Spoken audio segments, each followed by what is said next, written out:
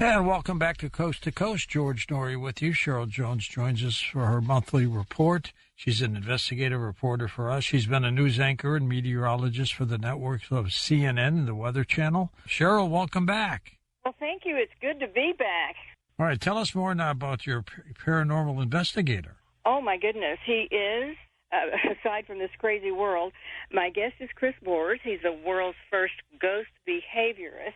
And he's a paranormal communicator, and he studies behavior patterns of spirits through his own technique of interviewing and interacting with spirits to figure out their psyche, their needs, and the best way to rid homes of them, or even to manifest ghosts on command. His groundbreaking ghost classification system is based on a spirit psychological mindset, revealing first-time ghost colors and extended spirit interactions, and in one case it was 90 minutes.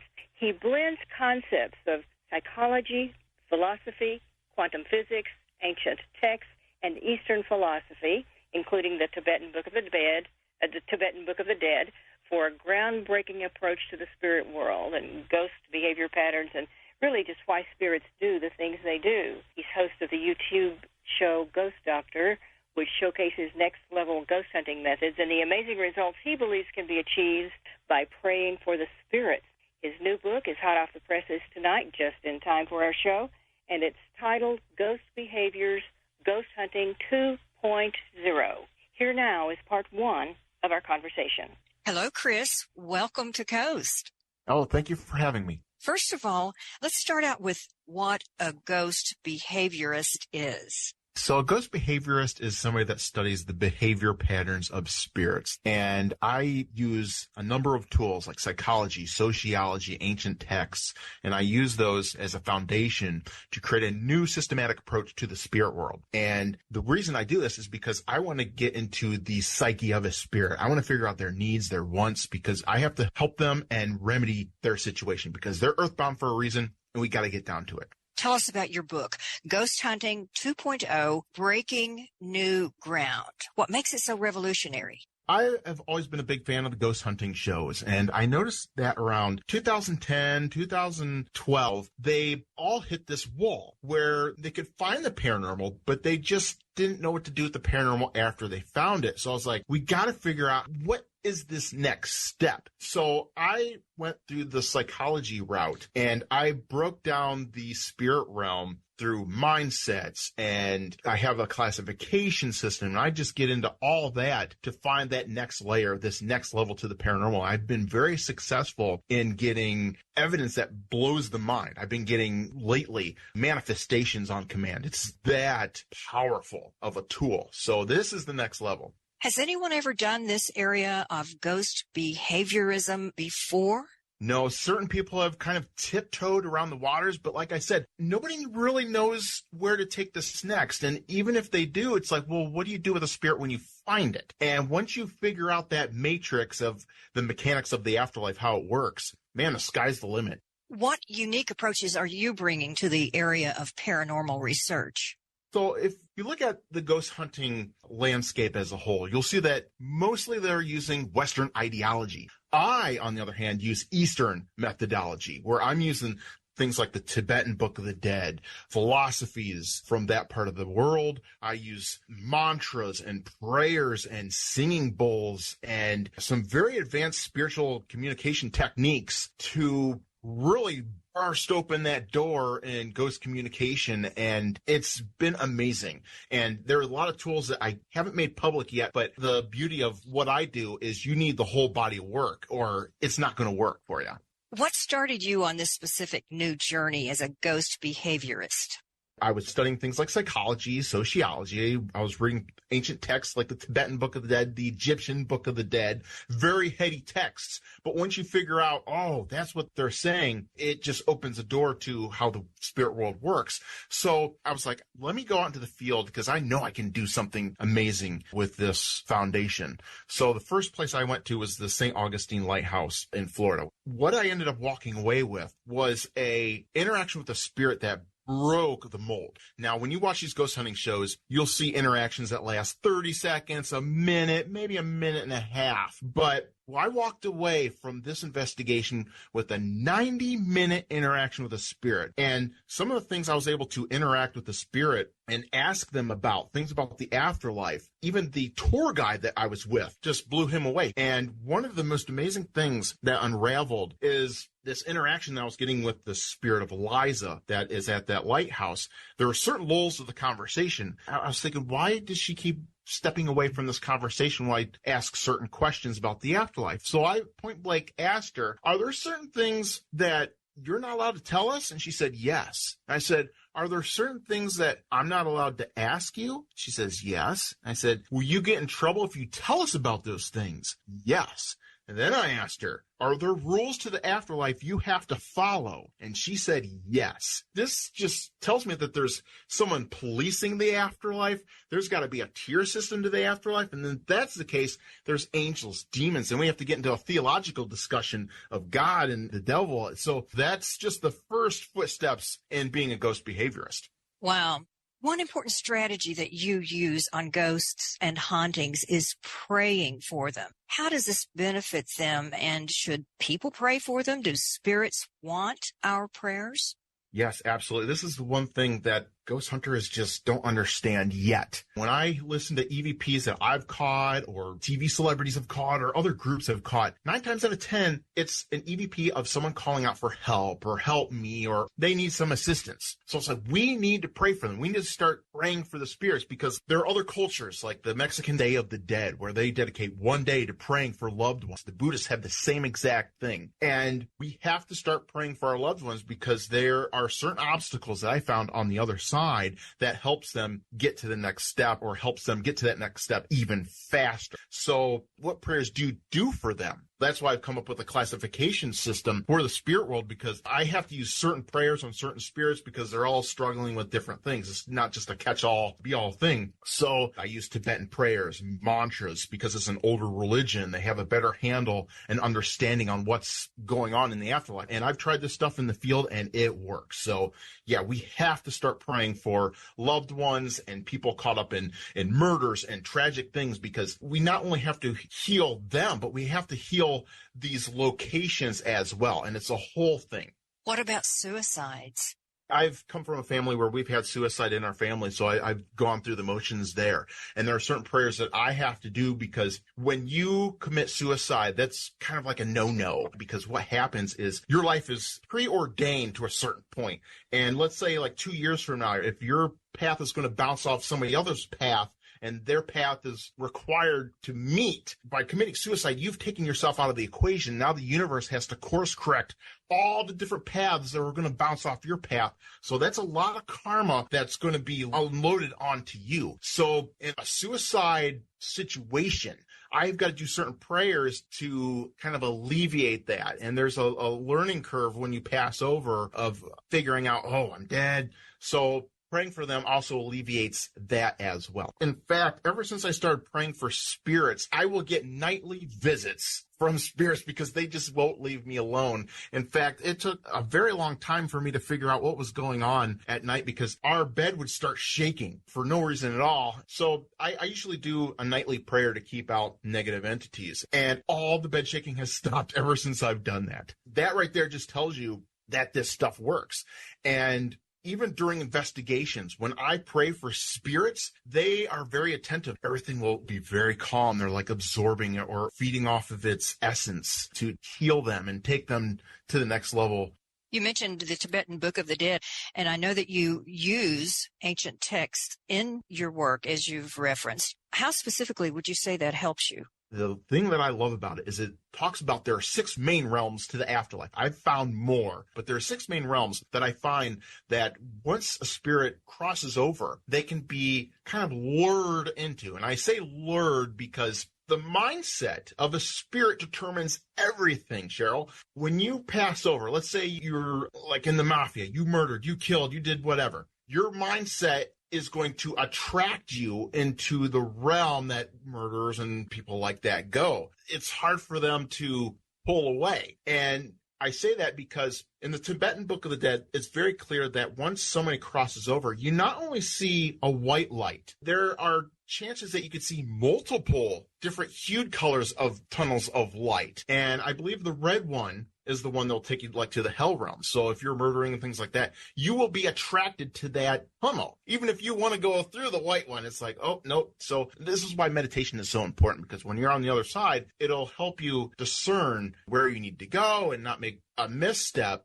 What about quantum physics? How do you utilize that? One of the main tools that I pull from quantum physics is this thing called the uncertainty principle. And this pretty much states why we don't really get manifestations on film, because the actual principle says the observer collapses the quantum state. In layman's terms, that states if I'm looking in a section of the room and I say, manifest for me right there, a spirit cannot do it because I'm looking at that location. What I'm doing is I'm collapsing the quantum state because it's being observed.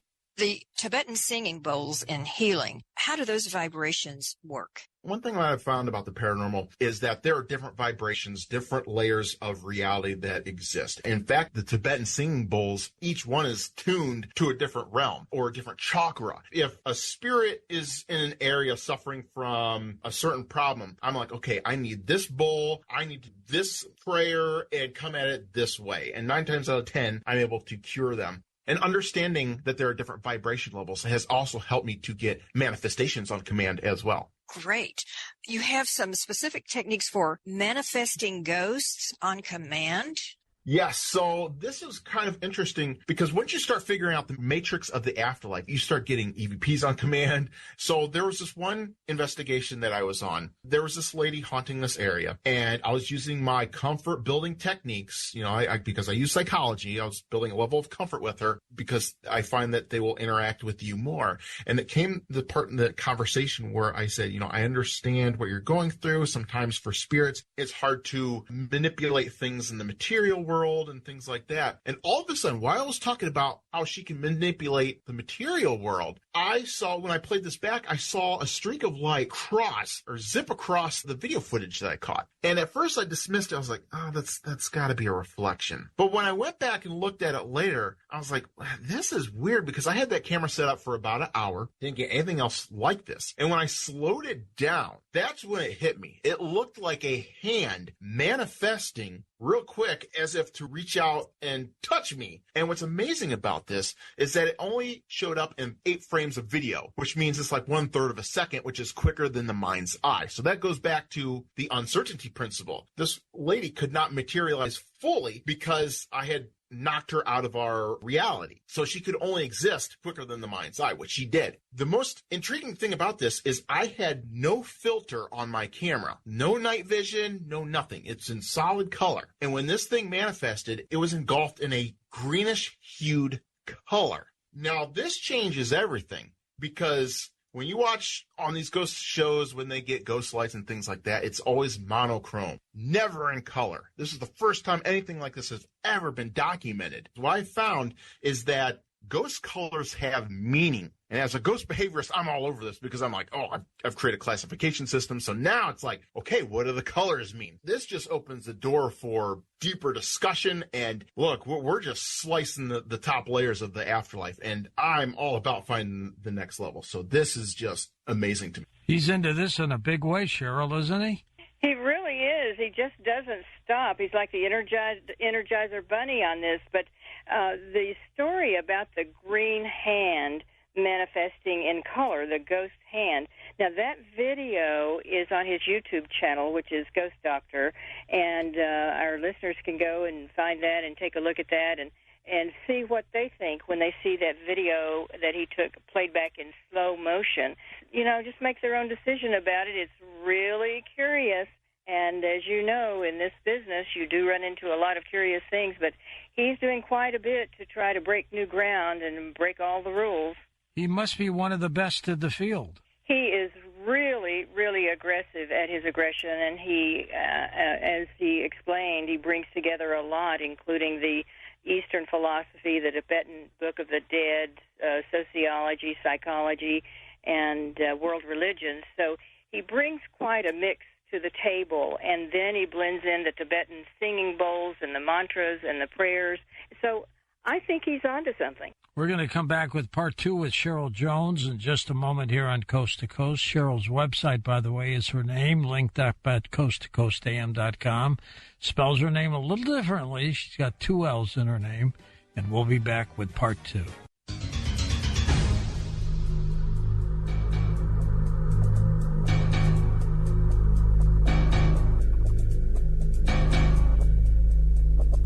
And welcome back to Coast. George Norrie, along with our investigative reporter, Cheryl Jones. Cheryl, have you ever seen a ghost? I haven't actually seen a ghost, but I've seen things moved and strange things that would indicate that there's something afoot. Have you ever seen orbs? Yes, that I have. And I've had photographs taken where there were strange things that showed up in the photographs that were not there in reality. What do you think life is after death? Life after death, I think the soul lives on, and I think that the more we learn, the stranger it gets. But that's something that my guest, Chris Boros, delves into with, he goes into classifications, he goes into how he brings all of these various techniques and methods together to come to the conclusions that he comes to. So it's pretty intriguing. I just think there's so much we don't know, and we won't know until we get there, which is no return trip, of course. He loves doing what he's doing, doesn't he? Oh, absolutely. And his work can be seen, and people can look at things and see what they think, because everybody has a lot of different opinions and a lot of different takes on things, and it's always good to have as much information as possible to bring it all together. And I think he does a great job of that. Okay, well, tell us about part 2. Well, in part 2, we're going to start off with the classifications of ghosts.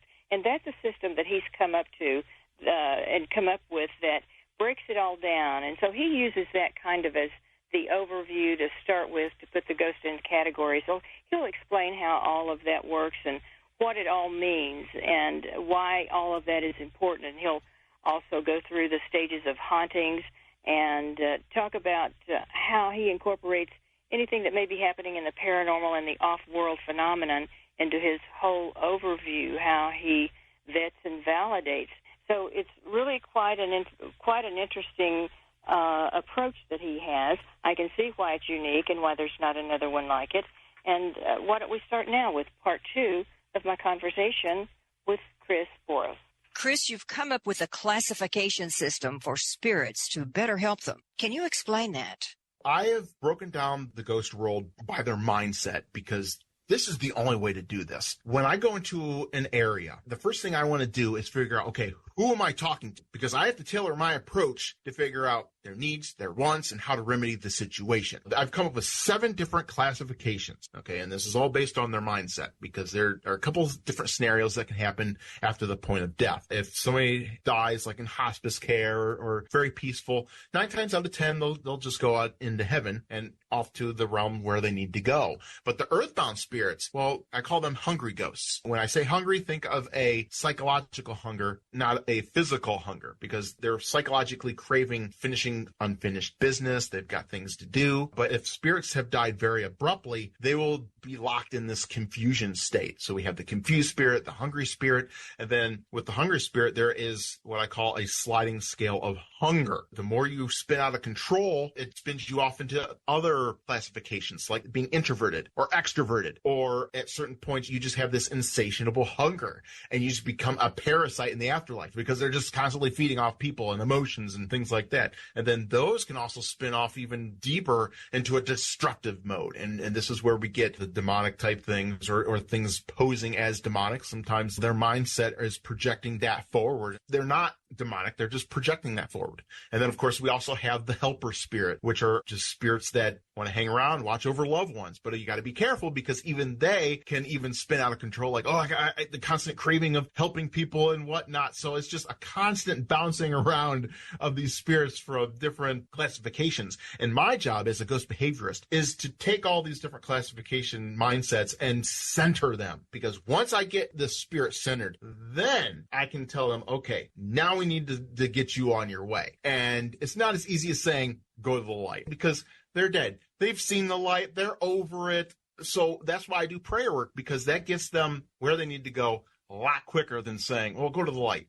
And then you have some other classifications like wandering and destructive. Yeah, so the wandering is basically your extrovert, kind of like your tourist of the afterlife. They're going out, and that can become a catalyst for feeding off places, being attracted to different places, going in and out. And then on the other side of the coin, we have the stuck spirit, which is introverted. So we find a lot of these in closets and basements, out of the way of foot traffic and things like that. And when you cleanse homes of unwanted entities and energies in the Toledo area, for instance, and use your sliding scale to determine what stage a haunting is at, how do you decide that? One thing that really helps me is breaking down a haunting by stages. Now, the misnomer is a demonic thing just come in and start messing around with the house and start pushing things around and the walls bleed. And it's like, no. It doesn't happen that quickly. In fact, it's kind of like a Hollywood movie. You know, the classic trope where the first night you get a couple bumps in the night, and the second night things happen a little more. And by the end of the week, oh my gosh, things are just going crazy. That's kind of like what happens in real life. When a spirit or dark demonic force enters into a home, it just can't start messing with things right away. It's got to lower the vibration level of the home down to match it, and then it can start doing all kinds of things. And the more it's in sync with the vibration level of the house, the more it can do. So I've broken this down. You know, if you get knocks and taps and things like that, that's kind of like a stage 1. But if you're having beds moving and levitations and things like that, you're looking at a stage 4, stage 5 type haunting. Chris, are you able to incorporate other paranormal and off-world phenomena into your system like this? Oh, yeah, absolutely. If you look at the Tibetan Book of the Dead, it talks about the jealous god realm. I like to say that the gray type aliens that people encounter, this is where they come from. They come from that jealous god realm, because when you read that book, it breaks down the denizens of this location psychologically. And if you take that and overlay it on how gray aliens interact with humans, same thing. These jealous God realm people are said to be very jealous of us, wars, and they take what they want. And that's exactly what these gray aliens do. You know, they'll take our DNA. They don't ask for it. They take it. And they're very gaunt. They're very driven. And I've kind of overlaid them into the parasitic class. These things are paranormal in nature. And when you research a lot of UFO cases out there, you will find that paranormal activity goes hand in hand with a lot of these cases. Have you faced any spiritual repercussions for the kind of work that you do? Oh, yeah. When I started doing this work, I had to learn how to protect my house very quickly, because I learned stuff about the demonic realm and how to cleanse houses of demons that they want to stay at. And when you push them out of those locations, they get mad. They hate that I know this stuff. I know how they level up. A lot of times when people see these demonic creatures, they have cloaks on. And what I found out is that when they do bad deeds and things like that, they can level up. It's like a video game. They can get bigger cloaks, bigger chains. They can get scarier looking eyes. It's amazing once you start learning this stuff. And they do not want that information out there. So when I start going lectures and things like that, I got to bless my house at night, because this stuff follows me home and they are mad. Yeah, it gets crazy. How do you vet or validate that what you're seeing is real, or know for sure that you're not being deceived by demonic spirits at times when you think you're interacting with the angelic spirits? Let me just say that I don't have any special powers or abilities or things like that. When I go into an area, I have to rely on my knowledge and what I'm feeling at the time, and how the spirits interact with me. And 9 times out of 10, you can get a feeling for what you're dealing with by the way they respond to you. A lot of them are very upfront, I've found, especially when you start dangling the carrot of, I can offer you prayers. If they're looking for prayers, I know they're genuine. And a lot of times when you go into an area like a jail or something like that, that's what they want. That's what they crave. And I know that other ghost hunters can probably go in there and they want to screw around with them and trick them and things like that. But when someone like me comes into an area, they could just totally read my energy and aura, so to speak. So when I come into an area, they're like, we better be on our best behavior and get this guy on our side. So that's what I've kind of found. And then as far as the darker ones go, when I come into an area, I'm a threat. So of course, they're going to come out guns blazing at me. So I can pretty much suss out right away what I'm dealing with. We're going through some turbulent times here on Earth with a lot of uncertainties about the future. Is this world chaos showing up, Chris, in any way in the paranormal or spirit world from your vantage point?